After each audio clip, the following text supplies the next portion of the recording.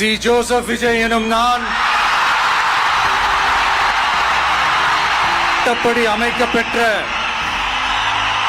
இந்திய அரசியல் அமைப்பின்பால் முழு முதல் ஆட்சியையும் ஒருமையையும் நிலை நிறுத்துவேன் என்றும் தமிழ்நாட்டு அரசின் முதலமைச்சராக ஆண்டவன் மீது ஆணையிட்டு உறுதிமொழிகிறேன். ஜோசப் விஜய் எனும் நான் என்று தமிழ்நாட்டின் அரசியல் வரலாற்றில் புதிய அத்தியாயத்தை தொடங்கியிருக்கிறார் விஜய். ஜோசப் விஜய் எனும் நான் மௌன அலை வீசியதால் தமிழக வெற்றிக் கழக தலைவர் விஜய் தான் சந்தித்த முதல் தேர்தலிலேயே முத்திரை பதித்து விட்டார். விஜய் அரசியல் பேசுவார், கட்சி தொடங்க மாட்டார் என்றனர். தமிழக வெற்றிக் கழகம் என்ற புதிய அரசியல் இயக்கத்தை தொடங்கினார்.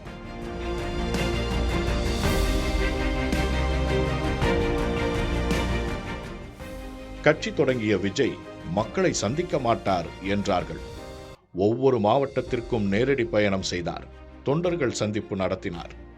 மக்கள் பிரச்சினைக்காக விஜய் முன்னிற்க மாட்டார் என்றார்கள்.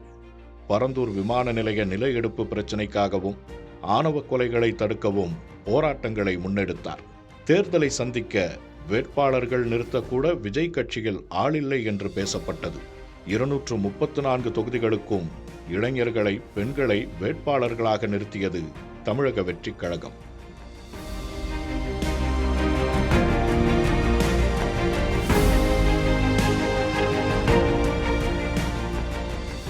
விஜய் நிகழ்ச்சியில் கூடும் கூட்டங்கள் எதுவும் ஓட்டாக மாறாது என்று விமர்சிக்கப்பட்டார்.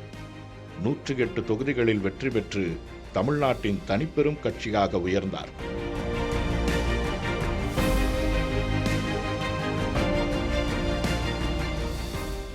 வெற்றி பெற்றுவிட்டார், விஜயால் ஆட்சி அமைக்க முடியுமா என்று கேள்வி எழுப்பினார்கள்.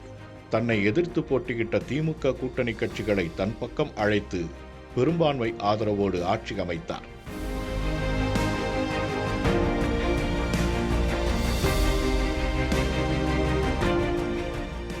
இனி மக்கள் நலத்திட்டங்கள், மாநிலத்தின் வளர்ச்சி திட்டங்கள், தேர்தலில் கொடுத்த வாக்குறுதிகள், பொருளாதார வளர்ச்சி, மக்கள் நலன் அனைத்தும் விஜய் முன்பு சவாலாக நிற்கின்றன.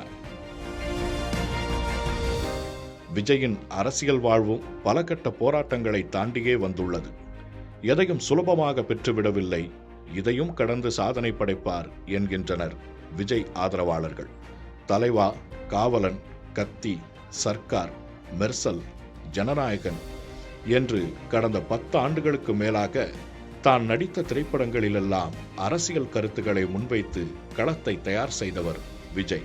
விஜய் நடித்த திரைப்படத்தின் பாடல்களும் காட்சிகளும் மக்கள் உரிமைகளை, அரசியல் கருத்துக்களை முன்வைத்தே வெளிவந்தன. களத்தில் அரசியல் பேசத் தொடங்கிய விஜய் 2009ஆம் ஆண்டு தனது ரசிகர் மன்றங்களை மக்கள் மன்றமாக மாற்றினார்.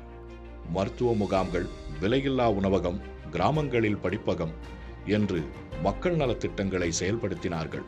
ரசிகர்கள் மக்கள் பணிகள் என்பதை தாண்டி பொது பிரச்சனைகளுக்கும் குரல் கொடுக்க தொடங்கினார் விஜய். தமிழக மீனவர்கள் தாக்கப்பட்டதை கண்டித்து 2011 பிப்ரவரியில் நாகப்பட்டினத்தில் விஜய் தலைமையில் மிகப்பெரிய கண்டன பொதுக்கூட்டம் நடத்தப்பட்டது. ஈழத்தமிழர் உரிமைக்காக நடிகர் சங்கம் நடத்திய உண்ணாவிரத போராட்டத்தில் விஜய் பங்கேற்றார். மக்கள் பிரச்சனைகளில் கால் பதித்த விஜய் அரசியலில் தடம் பதிக்க தேர்தல் களத்திலும் கவனம் செலுத்தினார். 2011ஆம் ஆண்டு நடைபெற்ற சட்டமன்ற தேர்தலில் விஜய் மக்கள் மன்றத்தினர் அதிமுக கூட்டணிக்கு ஆதரவளித்தனர். ஜெயலலிதா தலைமையில் அதிமுக ஆட்சி அமைந்த பின்பு அதிமுகவின் வெற்றிக்கு அணில் போல தான் உதவியதாக கருத்து சொன்னார் விஜய். அதே ஆண்டு ஆகஸ்ட் மாதம் மத்திய காங்கிரஸ் அரசுக்கு எதிராக டெல்லியில் நடைபெற்ற ஊழலுக்கு எதிரான உண்ணாவிரத போராட்டத்தில் பங்கேற்று அண்ணா ஹசாரேவுக்கு நேரில் ஆதரவு தெரிவித்தார் விஜய். தேசிய அளவில் கவனம் ஈர்த்த அந்த போராட்டம் விஜயின் அரசியல் பங்களிப்பை வெளிச்சமிட்டு காட்டியது.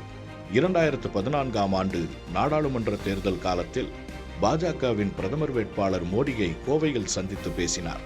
அதே வேளையில் டெல்லியில் 2009ஆம் ஆண்டு காங்கிரஸ் தலைவர் ராகுல் காந்தியை விஜய் நேரில் சந்தித்து பேசியிருந்தார்.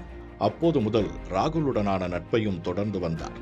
விஜய் ஆதரவாளர்கள் நேரடி அரசியலில் ஈடுபடுகின்ற வகையில் விஜய் மக்கள் இயக்கம் தமிழ்நாட்டின் உள்ளாட்சி தேர்தல்களில் பங்கேற்று ஆங்காங்கே வெற்றியும் பெற்று வந்தனர். உள்ளாட்சியில் வெற்றி பெற்ற தன்னுடைய ரசிகர்களை நேரில் அழைத்து பாராட்டிய விஜய் மற்றொரு அரசியலையும் முன்னெடுத்தார். பள்ளி இறுதித் தேர்வுகளில் சாதித்த மாணவ மாணவிகளை தொகுதி வாரியாக தேர்வு செய்து பாராட்டினார். 234 தொகுதிக்கும் பரிசுகள் வழங்கியதால் விஜயின் அரசியல் கணக்கு மக்களிடையே உற்று நோக்கப்பட்டது.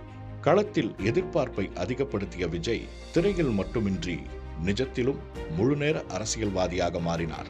2024ஆம் ஆண்டு பிப்ரவரியில் கட்சி தொடங்கிய விஜய் விக்கிரவாண்டி மாநாடு, மதுரை மாநாடு, கோவையில் கட்சி நிர்வாகிகள் சந்திப்பு, சென்னையில் பல கட்ட பொதுக்கூட்டங்கள், ஒவ்வொரு மாவட்டத்திலும் பரப்புரை கூட்டங்கள் என்று அடுத்தடுத்து மக்களை சந்தித்தார்.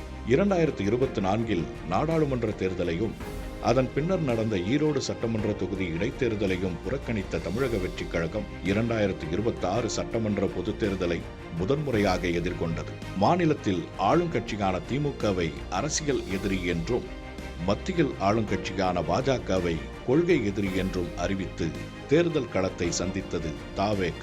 30 ஆண்டுகளுக்கும் மேலாக தமிழகத்தை ஆட்சி செய்த அதிமுகவை மற்றும் பலர் என்று விமர்சித்தார் விஜய். தமிழ்நாட்டின் சட்டமன்ற தேர்தலுக்கான போட்டி இது. இங்கே 2 பேருக்கு தான் போட்டி, ஒன்னு டிவிகே, இன்னொன்னு டிஎம்கே என்று மேடைகளில் முழங்கினார் விஜய். 2026ல 2 பேருக்கு நடுவுல தான் போட்டியே. ஒன்னு டிவிகே, இன்னொன்னு டிஎம்கே. தேர்தல் முடிவுகள் வந்தபோது சொன்னபடியே திமுக அதிமுகவை விட அதிக வாக்குகள் பெற்று தமிழ்நாட்டின் தனிப்பெரும் கட்சியாக தமிழக வெற்றிக் கழகம் ஜெயித்து காட்டியது. ஆனாலும் 233 தொகுதிகளில் போட்டியிட்டு 107 சட்டமன்ற உறுப்பினர்களை பெற்ற தமிழக வெற்றிக் கழகத்திற்கு ஆட்சி அமைப்பதற்கான 118 என்ற எண்ணிக்கை கிடைக்கவில்லை. தேர்தலில் வெற்றி பெற்றாலும் பதவியேற்புக்கு நாள் குறித்தாலும் ஆட்சி அமைத்திட அழைப்பு வரவில்லை. பெரும்பான்மையை நிரூபித்திட திமுக கூட்டணி கட்சிகளின் துணையை நாடியது தவேக. காங்கிரஸ் கட்சி முதல் ஆளாக தவேக ஆட்சி அமைக்க ஆதரவு கொடுத்தது. இடதுசாரி கட்சிகளும் தவேக ஆட்சிக்கு ஆதரவு என்றனர். இந்திய தேசிய காங்கிரஸ், இந்திய கம்யூனிஸ்ட் கட்சி, மார்க்சிஸ்ட் கம்யூனிஸ்ட் கட்சி, விடுதலை சிறுத்தைகள் கட்சி, இந்திய யூனியன் முஸ்லீம் லீக் ஆகிய கட்சிகளின் ஆதரவோடு ஆட்சி அமைத்தது தவேக. இனி முதலமைச்சராக விஜயின் செயல்பாடும், தமிழ்நாட்டின் வளர்ச்சிக்காக தமிழக வெற்றிக் கழகத்தின் திட்டங்களும் மக்கள் மனதில் எத்தகைய தாக்கத்தை ஏற்படுத்தப் போகின்றது என்பதை காலம் எடுத்துச் சொல்லும்.